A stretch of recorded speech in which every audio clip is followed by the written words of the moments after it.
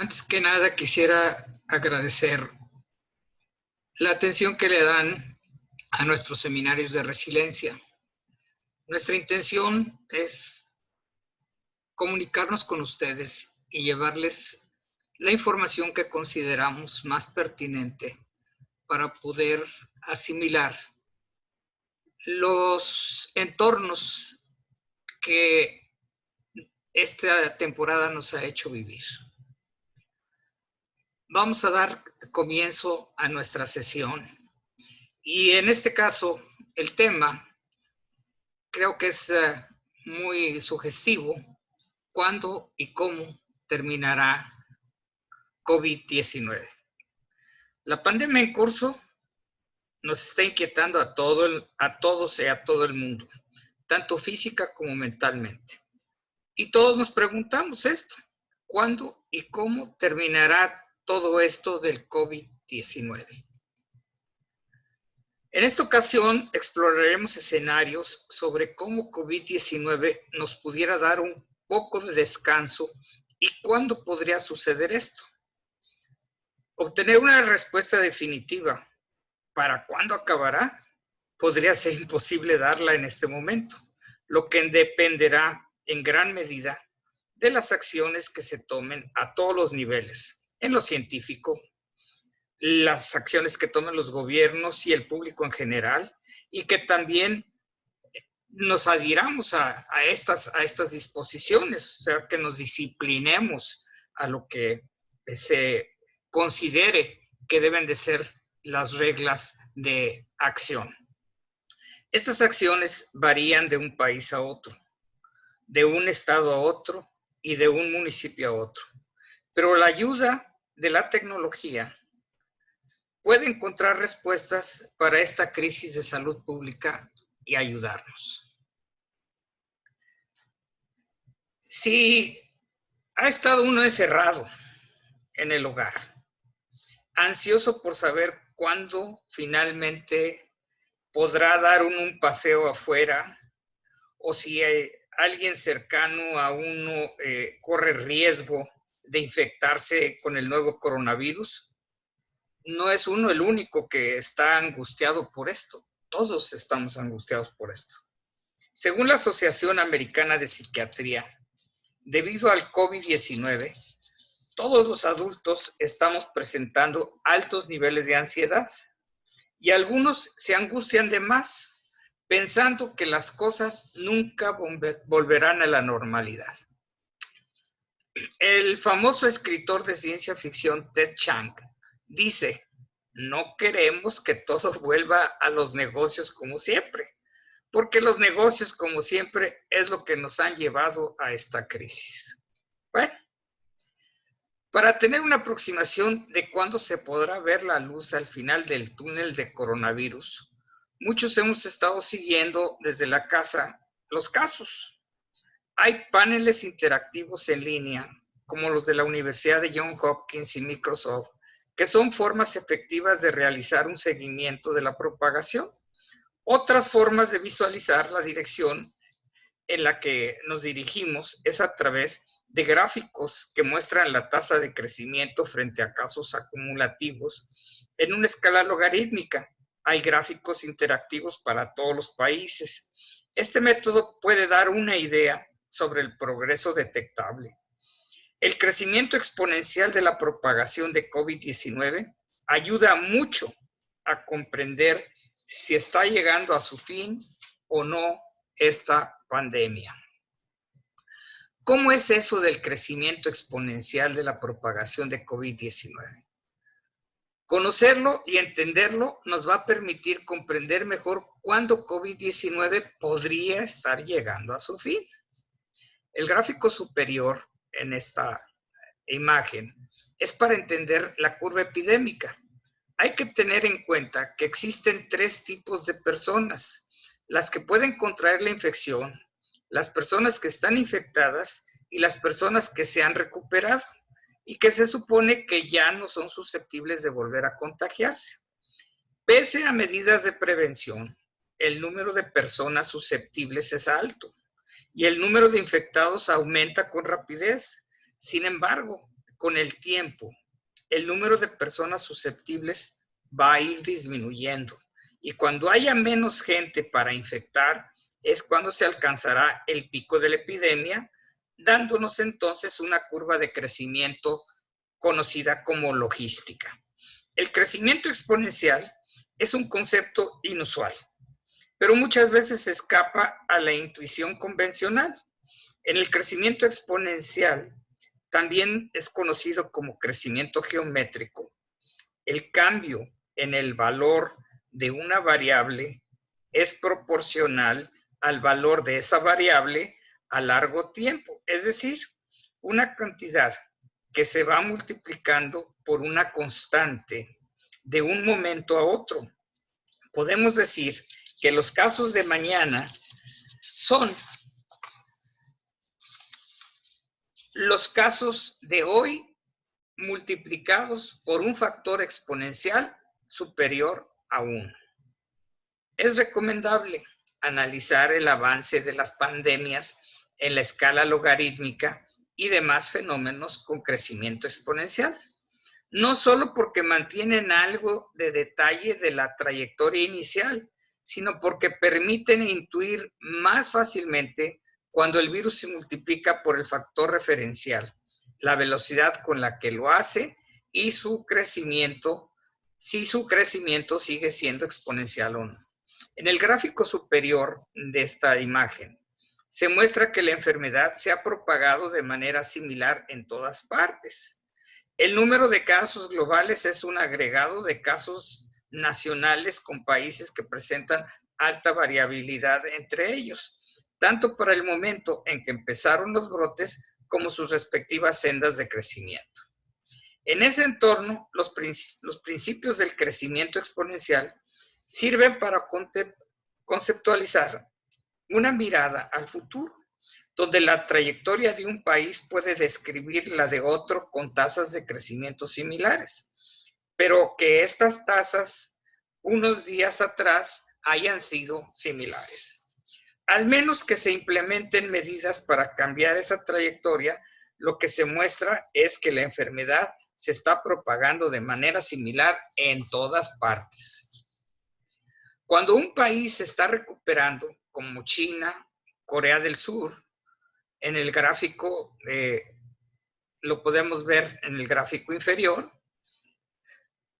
la curva se desploma al estabilizar sus números de casos confirmados. Claro está, todos estos datos están limitados a la capacidad de los estados de hacer pruebas, de encontrar casos y ser transparentes con dicha información. En general, se ha entrado en una cuenta regresiva con fe en la elaboración de una vacuna. Con medidas de distanciamiento social y una eventual vacuna, COVID-19 se convertiría en algo del pasado. Sin embargo, una vacuna tomará al menos un año antes de estar disponible públicamente. Incluso si COVID-19 está batiendo récords en el desarrollo de la vacuna, pero los esfuerzos incansables de los científicos darán frutos en su momento.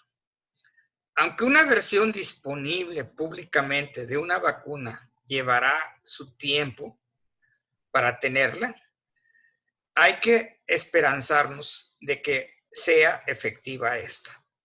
Por muy pronto que se desee tener la vacuna, la realización de una vacuna tiene que pasar por muchas pruebas de eficacia, descartar efectos secundarios y finalmente tener una producción a gran escala. Realistamente, esto no sucede de la noche a la mañana. Volvemos a donde empezamos, preguntándonos cuándo terminará COVID-19.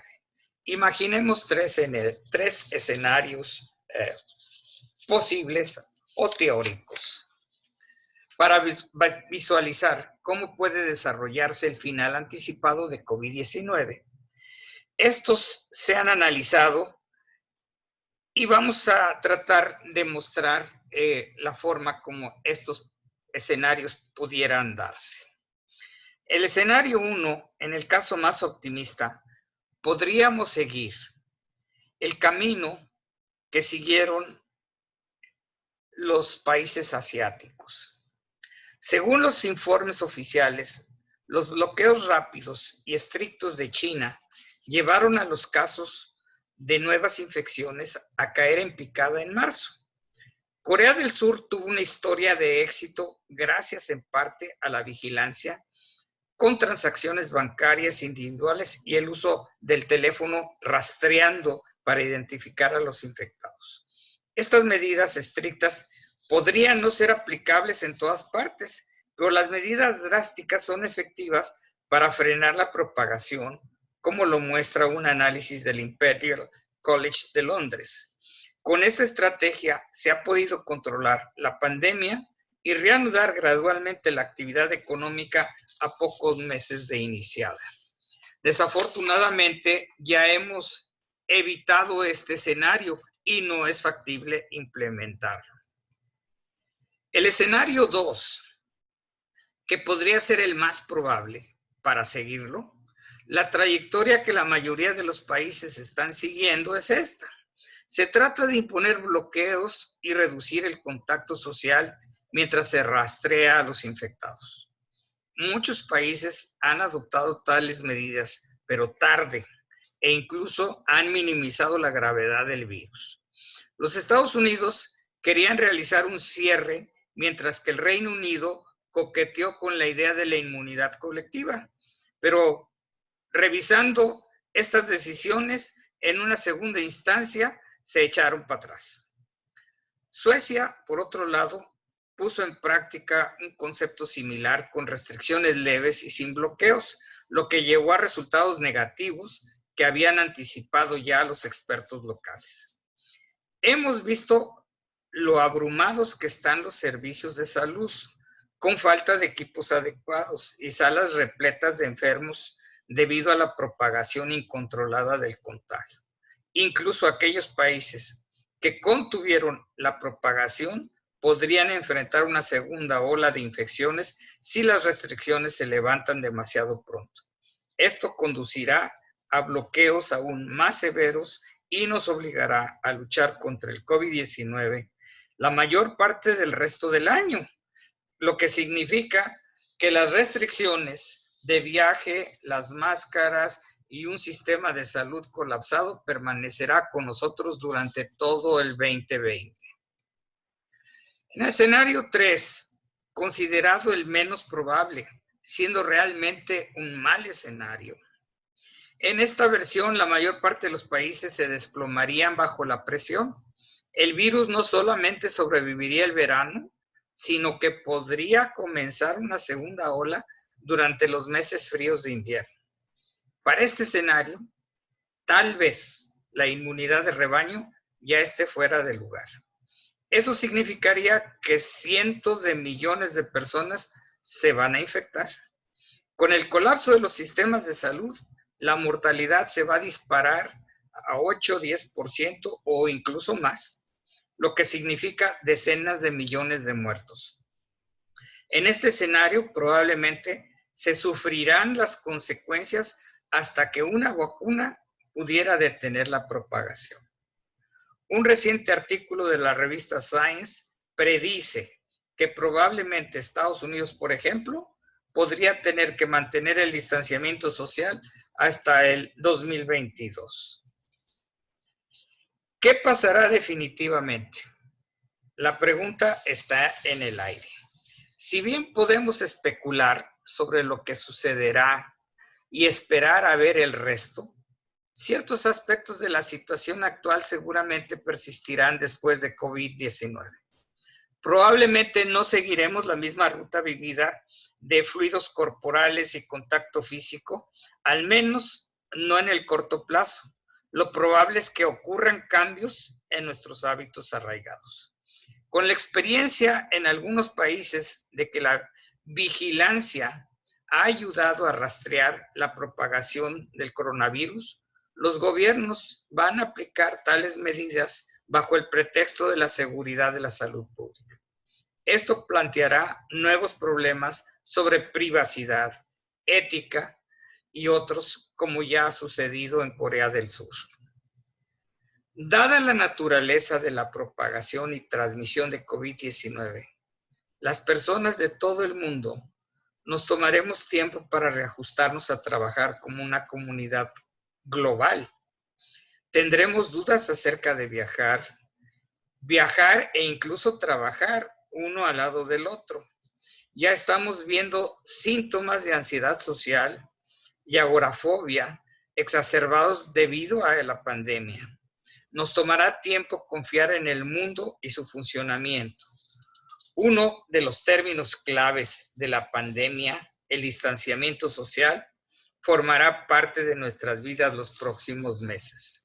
El Imperial College de London, en un análisis, advierte de cientos de miles de muertes sin distanciamiento social. Tanto como medida preventiva como un hábito recién formado, el distanciamiento social va a prevalecer mucho después de que se abran las fronteras. La experiencia con COVID-19 servirá como una llamada de atención a la gravedad de las infecciones virales. Debe aumentar la conciencia bioética y de salud pública. La vacuna nos tardará alrededor de un año en llegar a nuestra disponibilidad y sin duda que la gente querrá obtenerla a toda costa. Además, las vacunas para la gripe común e influenza se van a volver más comunes. Los países más afectados tendrán que repensar y rediseñar sus sistemas de salud.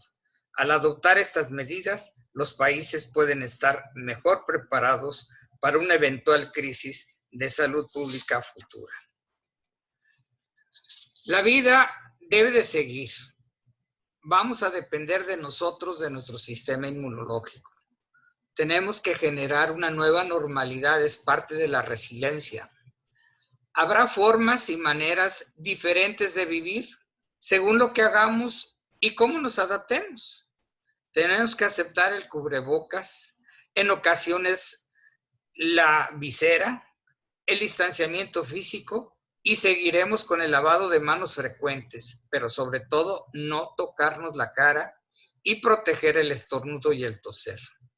Finalmente, hay que vivir pensando que va a ser una convivencia con el COVID-19. Hay que aprender a vivir con el COVID-19. Agradezco mucho su atención y presento en esta lámina las fuentes de información en las que hemos basado esta charla con ustedes. Muchas gracias, agradezco su atención.